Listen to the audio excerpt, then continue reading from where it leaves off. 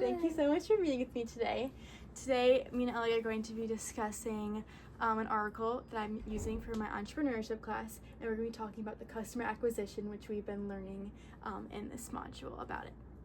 Specifically, I chose to learn about Parke hoodies, Parke hoodies. Me and Ellie both have one, and it's something that I was interested in, so I wanted to tell you more about it. So the owner of Parke hoodies is Chelsea Parke Kramer. Parke is her maiden name, which is why it's called that. I found the article from Forbes, and Chelsea is part of Forbes 30 Under 30, which is exciting and great for her. Chelsea likes to prioritize a core community and really highly involved customers in her brand, as well as she likes having loyal members. She describes them as casual members because people don't necessarily order these hoodies on a very common basis. It's more of a specialty item, but something that she likes to have a lot of people being loyal to still from that. So how she creates this customer acquisition is first off from her customer engagement online. Because this brand is specifically just on social media and just online, there's no like retail stores. Chelsea likes to have a lot of social media marketing, trying to target her target demographic of younger teen girls that like to be more trendy, finding these products like on TikTok and things like that.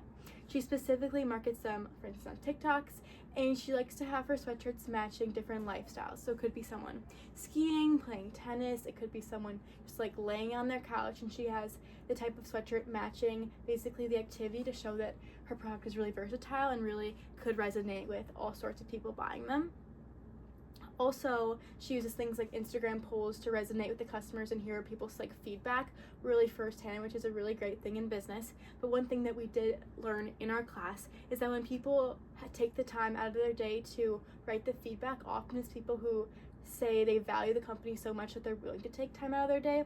So often the customers that are more in the middle on the fence about the product, they kind of don't take the time out of the day to review the product. So we're generally getting higher feedback and better feedback than maybe what exactly the market explains.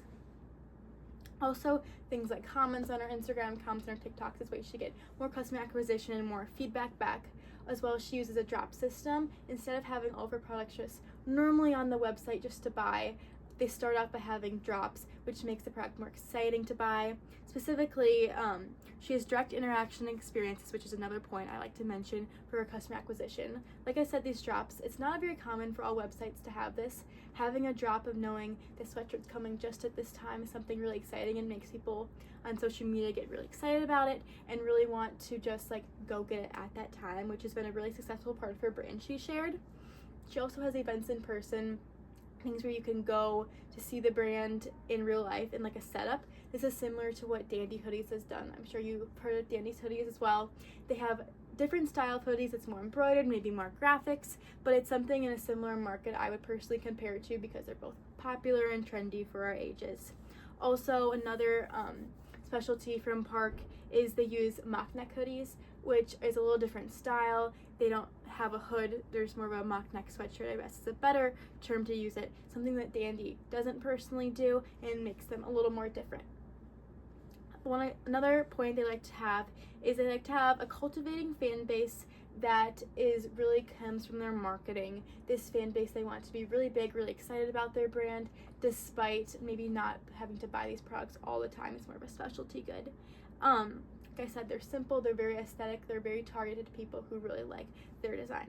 My overall perspective on her entrepreneurship is I think it was really smart. I think her drop system is really important to the brand, and it's really kind of differentiates it and makes it more exciting because people want something at a certain time. It gives it more competition, and I think her revenue overall increases from that. I think her marketing is also really impressive and really smart just because it's so specific, and the fact that she was so successful with a very niche product I think was really important.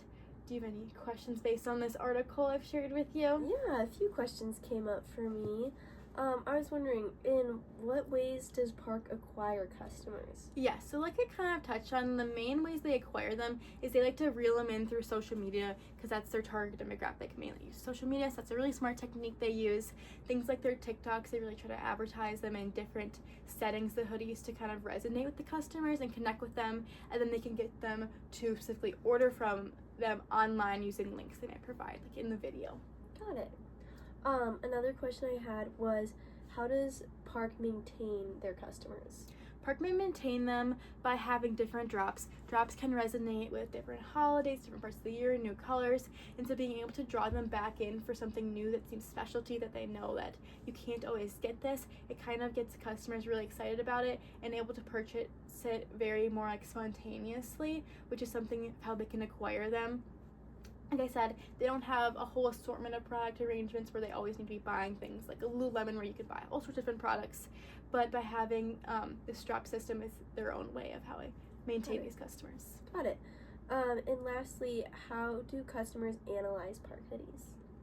They analyze them by looking at the different kinds of hoodies that they sell. They can analyze them by connecting it to them. If you, for instance, like horses, maybe there's one that has like more horse style. Maybe it has different colors that might resonate with you. Or being from California, maybe there's just different styles that could resonate with you more. And that's how different people around the country might analyze the hoodies, and that's how our revenues at different places grow.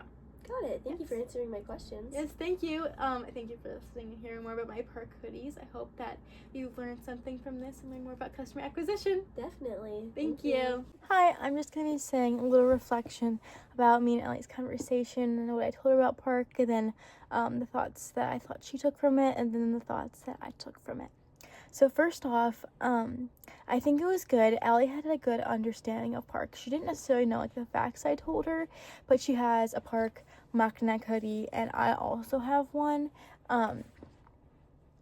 So I think like just the popularity she got, she's seen the TikToks, which that's what inspired her to buy one.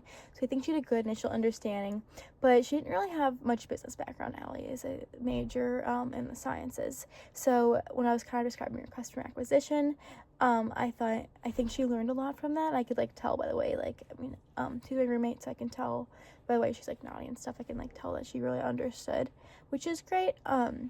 I can tell that she was like learning facts about some different terminology I use. For instance, when I talked about the polls, now I talked about how people that are more apt to respond to polls happen to be people who are willing to take the time out of their day to help the company in things they want to improve, which makes sense that could be someone who really likes the company and might give more positive feedback, so the feedback might be more skewed to be more positive. So I think that was something she took from it and was like, oh, I never thought of that. And so I think like revenue, using some more business words, I think overall helped the conversation, helped her learn this more business, entrepreneurial, customer acquisition side of the story. For my understanding and what I took away from it, I overall didn't learn too much more, but I think especially as I was talking, I ended up sharing more about like the aesthetic and more about like the TikToks than I thought I was going to. But I think as I was talking, it made sense because that's really how the brand became so popular, and that's why people resonated with it so much. And that's like the target market. She wasn't like, I'm gonna pick these girls on this market and I'm gonna get them through social media, through TikToks. I think it was more she used the TikToks and we found her. We used the TikToks, and people like me, people like Ellie, people similar to our persona are very popular, like people in our target market, and are more apt to want to purchase Parke. Also, my own experiences, I didn't really share in the video how I purchased from Parke before. Great experience. I love my hoodie, except for instance, mine actually came with a little oil spill on it. And something that I think the business could maybe use help in is it took like 3 weeks for them to respond, to be able to get a new hoodie. They tried to have me pay for a new hoodie, but I was trying to describe that it came with a spill on it. Like they did not purchase something like this, and I wanted it exchanged. So I think some aspects of the business maybe aren't perfect yet, but overall I'm really inspired by Parke, and I think it's a really amazing business, and I see how she grew it, and it really inspires me to want to do something similar. And I really look up to people like this. I really like how she toned it a specific aesthetic, specific brand, and really kept going through it until it worked. And within 2 years, I know she did over $15 million in revenue and in sales. And that is something I think is really inspiring. And so I think hearing what were these facts and telling them to Ellie inspired me, and that's what I took from the conversation.